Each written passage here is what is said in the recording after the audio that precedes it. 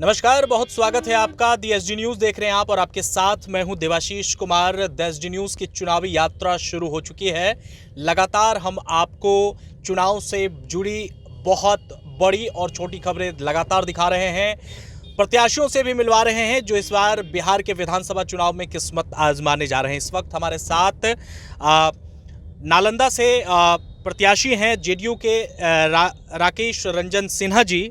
उनसे हम आपकी परिचय कराते हैं और चलते चलते पटना की सड़कों पर निकले हैं हम। सर, सबसे पहले बहुत स्वागत है राकेश जी एसडी न्यूज़ में। थैंक यू सर, बिहार में विधानसभा चुनाव की तारीखों की घोषणा हो गई है। तैयारियां कितनी हैं, क्या कुछ तैयारियां हैं, ये हम आपसे जानना चाहेंगे। तैयारियां तो लोग अपने हिसाब से कर रहे हैं, पार्टी भी कर रही है। और मैं किसी रेस में नहीं हूं कि मैं प्रत्याशी हूं, जैसा कि आपने बोला अभी। बट एक उम्मीद है लोगों को कि एक हमारे क्षेत्र में जो युवा हैं उनको एक उम्मीद है कि कोई युवा प्रत्याशी हमारे बीच आए जो हमारे दुख और दर्द को समझे। हमें जो कठिनाइयों का सामना करना पड़ता है उसका समाधान उनके पास हो। और इसी उद्देश्य को लेकर के मैं भी इस क्षेत्र में आया हूं, क्योंकि मेरा तो मुख्यतः काम सामाजिक कार्य है अपना, और पर्यावरण के लिए काम करना, एग्रीकल्चर का, ये बहुत बड़ा मेरा योगदान रहा है। पटना में बहुत सारे काम हमने किए हैं, अपने क्षेत्र में भी किए हैं। और ख़ास करके मैं मुख्यमंत्री से बहुत ज़्यादा प्रभावित हूँ, क्योंकि पिछले 15 सालों में उन्होंने बिहार को जो संवारने का काम किया है आज तक वो नहीं हो पाया था। बिहार के पास कुछ नहीं था, आज हम लोगों को वो इस मुकाम पे पहुंचा दिए हैं, इस मुकाम पे ले आए हैं बिहार की जनता को कि हमें भी लोग सम्मान की तरह सम्मान देते हैं और सम्मानजनक स्थिति से देखते हैं लोगों को। आज हमारे यहाँ लोग आते हैं, घूमने के लिए आते हैं, फॉरेन से आते हैं, देश से कई हिस्सों से लोग आते हैं, तो बिहार की सराहना करते हैं। ऐसा नहीं है कि आज बिहार बहुत पीछे है, बिहार भी अपने आप में एक स्थान रखता है। आज पटना में एक से ऐसे भवन बन चुके हैं, बिहार की सड़कें इतनी अच्छी हो गई हैं। अभी जस्ट हम वेस्ट बंगाल का दौरा किए थे, वेस्ट बंगाल भी हमने गया था, लेकिन वहाँ की सड़कों में और हमारी सड़कों में आसमान ज़मीन का अंतर है। आप झारखंड चले जाइए, वहाँ कुछ नहीं है, जो कि झारखंड एक खनिज से भरा पड़ा राज्य है। हमारे यहाँ तो कुछ नहीं, हमारे यहाँ केवल खेती होता है, वो भी हमारा आधा भाग जो है बाढ़ में डूबा हुआ रहता है बिहार का। तो कुछ लोग बोलते हैं कि 15 साल में कुछ नहीं हुआ, राक्षस राज की संज्ञा आज दी जा रही है। मैं उनकी आंखें खोलना चाहता हूं। हम लोग आएंगे, उस बात को हम लोग करेंगे, लेकिन सबसे पहले एक सर्वे के हिसाब से और जो मुझे जानकारी मिली है उसके हिसाब से जो वहां के अभी स्थानीय विधायक हैं, लोग उनसे खुश नहीं हैं। तो क्या इस बार विधानसभा चुनाव में आप एक चुनौती लेते हैं या फिर उसको बहुत आसान मानते हैं, क्योंकि खुश नहीं है तो एक अच्छा अपॉर्चुनिटी आपके पास है जेडीयू की तरफ से? नहीं, अपॉर्चुनिटी हम इसको नहीं मानते हैं, हम इसको चुनौती मानते हैं। क्योंकि हम पहले भी आपको कह चुके हैं कि हमारे यहाँ युवा प्रतिनिधित्व चाहता है, हमारा किसान चाहता है कि लोग हमारे दुख दर्द को समझे। क्योंकि आज भी हमारा जो क्षेत्र है वो परंपरागत खेती के ऊपर निर्भर है। किसान को 2 रुपया ज़्यादा इनकम चाहिए, उनका फसल का मूल्य चाहिए। तो ये एक जनप्रतिनिधि ही के माध्यम के द्वारा ही उनको ये बताया जाए कि ये इस तरह की सुविधाएं हैं। आप अपना फसल जो धान गेहूं का कर रहे हैं उसके साथ साथ आप वेजिटेबल्स लगाइए तो आपकी इनकम बढ़ेगी। पानी की समस्या अगर है तो उसमें आधुनिक तरीके से खेतों की सिंचाई करने की ज़रूरत आवश्यकता है, तो उसकी भी जानकारी उनको तक पहुँचनी चाहिए। विधायक का काम क्या है? विधायक का काम है कि लोगों को अपने दिल में बसाइए।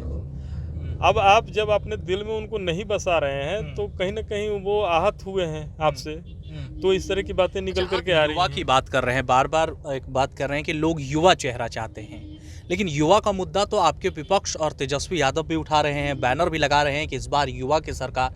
तो इसको किस रूप में लेते हैं? देखिए, हम कंपेयर करना चाहते हैं अपने मुख्यमंत्री और तेजस्वी यादव में। मुख्यमंत्री जी हमारे एक विद्वान व्यक्ति हैं, पढ़े लिखे हैं, टेक्निकल डिग्रीधारी हैं, और तेजस्वी जी क्या हैं? तो वो क्या युवा को दिखाएंगे? सिंपल सी बात है कि आप नॉन मैट्रिक हैं और हमारे युवा को आप क्या दिखाएंगे, क्या उसको बताएंगे? कोई टेक्निकल बात पे अगर कोई युवा क्वेश्चन करे तो उसको क्या टेक्निकली लैंग्वेज आप सिखाएंगे? क्या उसमें इम्प्रूवमेंट उसके अंदर देखेंगे, वो करेंगे? जब आपको खुद नहीं आ रहा है, आप जिनके बनाए हुए सड़कों पे चल रहे हैं और कह रहे हैं कि कोई विकास नहीं हुआ है। आज माननीय मुख्यमंत्री कहते हैं कि हम 5 घंटे में हम किसी को भी पहुंचने का चुनौती दे रहे हैं, पटना आइए। तो गलत वो नहीं कर रहे हैं, वो सच्चाई है। हम भी उस सड़क पे चल रहे हैं, तेजस्वी जी भी चल रहे हैं, लेकिन तेजस्वी जी को वहाँ गड्ढा दिखाई दे रहा है, बाकी लोगों को वहाँ पे अच्छी सड़कें दे रहे हैं। बाहर के लोग हमारी सड़कों की तारीफ कर रहे हैं। ये तो आप उनके पार्टी के नेता हैं, इसलिए ना आपको भी गड्ढे नहीं हम- दिखा रहे, लेकिन जनता भी तो कहीं ना कहीं कह रही है कि आप नालंदा की बात कर रहे हैं। नालंदा में ही कई ऐसे सेक्टर हैं जो अभी तक डेवलप नहीं हो पाए हैं, बुद्धिस्ट स्थान है, शराबबंदी को लेकर के लोग भी उठ रहे हैं, या फिर विपक्ष ज़्यादा हमलावर हो रहा है कि कॉर्पोरेट कल्चर ख़त्म हो गया बिहार में। इसको मानते हैं आप? नहीं, कल्चर ख़त्म नहीं हुआ है। कुछ लोग हैं जो इस चीज़ को, मुद्दे को उछाल रहे हैं, उसको क्या कहिए कि गलत तरीके से प्रस्तुत कर रहे हैं। अरे जितना आप उसको प्रस्तुत कर रहे हैं, लोगों को वो कन्विंस करने में अगर वो समय व्यतीत करें तो ज़्यादा लोगों को समझदारी बढ़ेगी। आप लोगों को समझा नहीं रहे हैं, आप तो भड़काने का काम कर रहे हैं। अब शराबबंदी है तो मुख्यमंत्री ने बोला, अमेंडमेंट लागू किया गया, शराबबंदी हुई भी और है भी, लेकिन कुछ लोग उसका नाजायज़ फ़ायदा उठा रहे हैं। अरे भैया, हम शराब छोड़ देंगे तब ना शराब नहीं बिकेगा, लेकिन हम ही उसको बढ़ावा दे रहे हैं और दोष दे रहे हैं मुख्यमंत्री का। अरे मुख्यमंत्री ने तो बंद कर ही दिया है। आज हमारी माताएं और बहनें बहुत खुश हैं। जब से शराबबंदी हुई है, उनके घर में शराब पीने के बाद लोग आते थे और सो जाते थे या झगड़ा करते थे, आज वो घर में सब्जी लेके जा रहे हैं। जहाँ पर आप 500 रुपये का वो शराब पी रहे थे, वहाँ 500 रुपये का फल घर में आ रहा है। तो ये तो देखना पड़ेगा ना। तो गलत तरीके से हम लोगों के बीच में जाएंगे और उसका प्रचार करेंगे। आप अच्छे चीज़ का भी तो प्रचार कीजिए ना। मुख्यमंत्री ने क्या किया और कौन कौन से काम आप कर रहे हैं, मुख्यमंत्री करने वाले हैं, इसका भी तो प्रचार आप कीजिए। अच्छा सर, ये बात मुझे बताइए कि चुनाव के तारीखों की घोषणा हो गई है, बहुत कम समय अब आप लोगों के पास बता है। अपने क्षेत्र में किस तरह से आप काम कर रहे हैं, क्या किन मुद्दों को उठा रहे हैं और क्या कुछ ऐसा खास कर रहे हैं कि जनता आपको पसंद करे? देखिए, हमारे पास सबसे बड़ा मुद्दा बार बार हम बोल रहे हैं, युवा है और किसान है। आज युवा नौकरी चाहता है। मैं कहता हूँ कि नौकरी नहीं है, ठीक है। 6 लाख नौकरियाँ, 5 लाख नौकरियाँ की बात तेजस्वी यादव कहते हैं कि अभी तक नहीं दिए हैं। मैं कहना चाहता हूँ कि अगर हम अपने युवा को हर सेगमेंट में मोटिवेट करें, हर तरह के कामों में मोटिवेट करें कि आपके लायक ये काम है, आप इस काम को करो, तो अब इसलिए है कि बेरोजगारी ख़त्म होगा, बहुत हद तक ख़त्म होगा।